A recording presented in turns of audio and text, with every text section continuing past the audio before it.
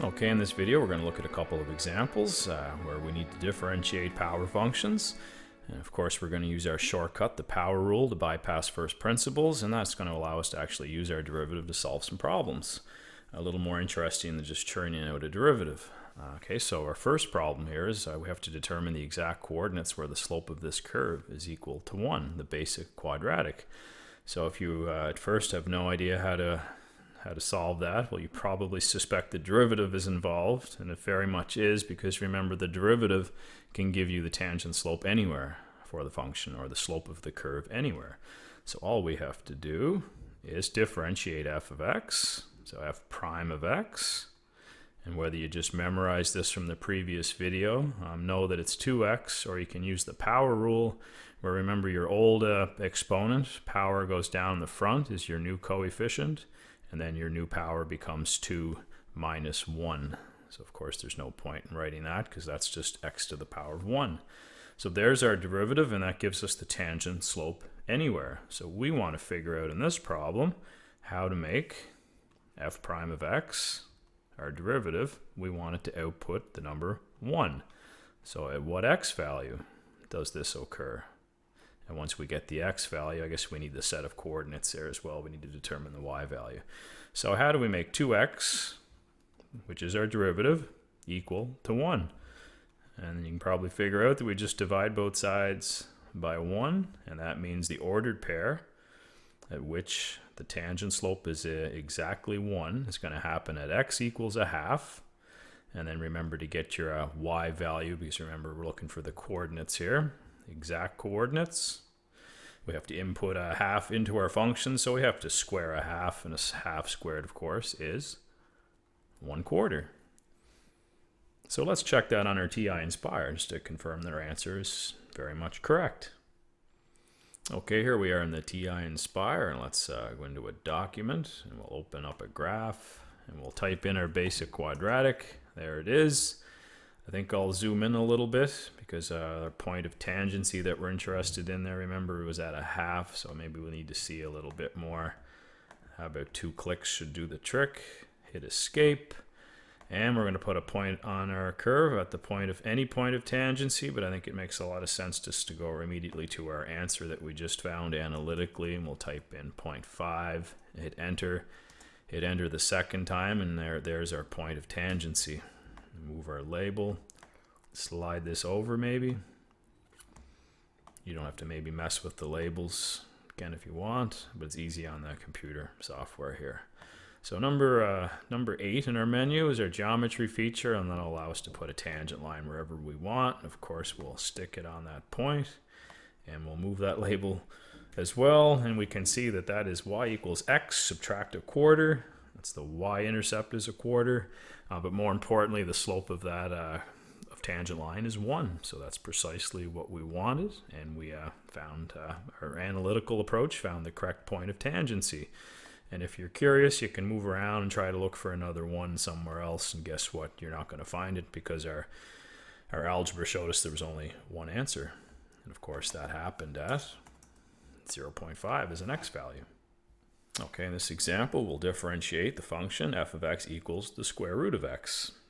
And of course, this is a power rule video, so you might be asking yourself, how are we going to differentiate f of x equals square root of x if all we know is the power rule? I guess you could use first principles, but a far better idea is to try to reach back into your brains and try to remember something about how you can convert radicals into powers. So remember, if you have an nth root, generally speaking, and I'll just say of x, since that probably is a nice way to connect to what we're doing here, that's the same as x to the power of 1 over your index. So that's a basic property of radicals being written as rational exponents or fractional exponents, whatever you want to call that. So our index for a square root is 2, so x, root of x is the same as x to the power of a half. And now we can differentiate using the power rule, because we have this written as a power now.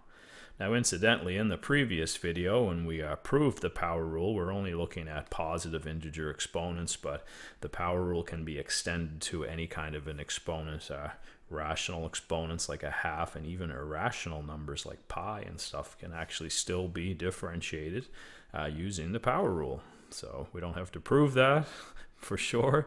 We'll just use it and accept that as a truth, which it is. So the half comes down, our old power comes down in front, and then our new exponent's going to be 1/2, the old power minus 1. If you think about that for a few seconds, you should be getting a negative 1/2, hopefully. And if for some reason you need to get a common denominator to go 1/2 minus 1, well, that works as well. So our derivative is going to be equal to 1/2 multiplied by x to the power of negative 1/2. Now that's fine to leave like that, but I kind of like to go back. If we start with a radical, a square root, we should go back to a radical as well. So let's see if we can maybe find some more properties of radicals and exponents that are probably in your brain somewhere from last year. So if we have 1/2 multiplied by x to the power of a negative 1/2, remember that negative exponent is really division. So if you have a negative power, you can move it to the denominator and it becomes a positive power. And then we can line this up. This is going to be 1 over 2 times x to the power of 1/2.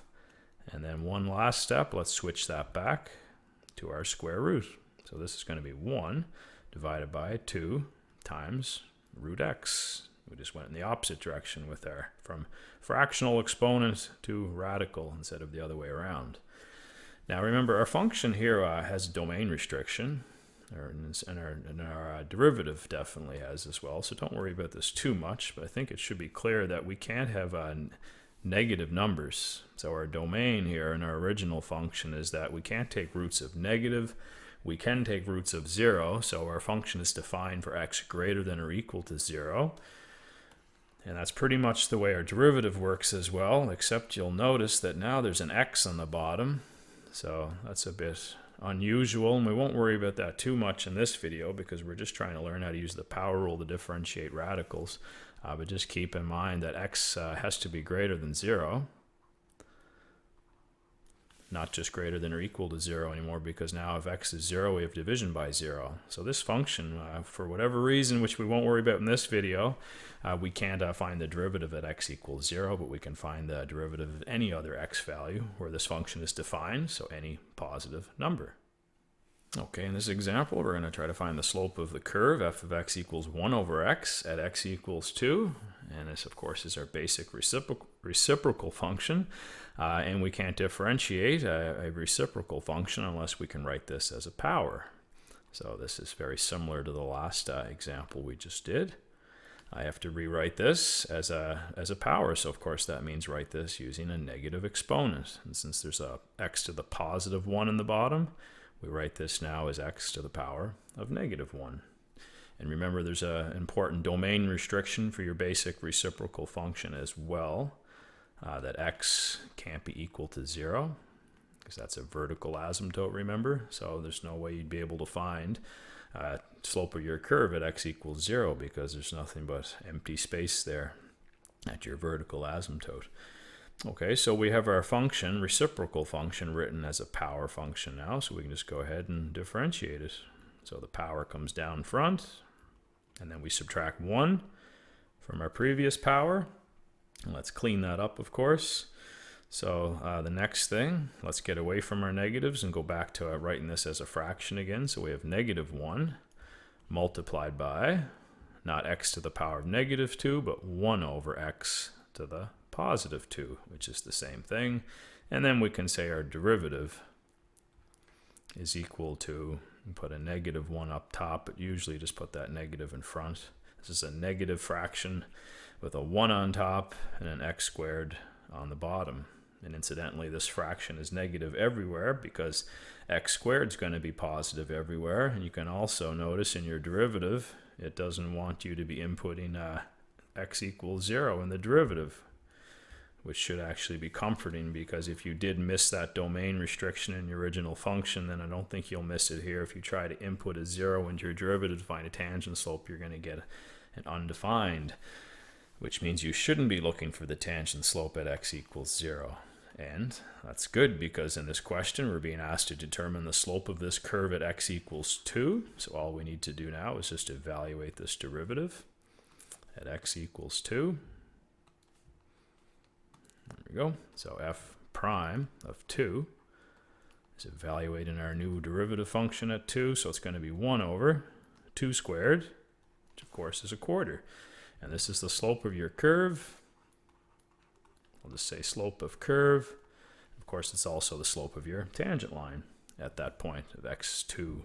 And incidentally, if you're curious what the point of tangency is, if we input 2 into our original function, which remember is our basic reciprocal function, then of course we just have to take the reciprocal of 2.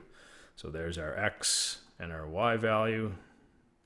x1 and y1 are point of tangency, and we have the slope of the curve at that point of tangency, which of course is -1/4.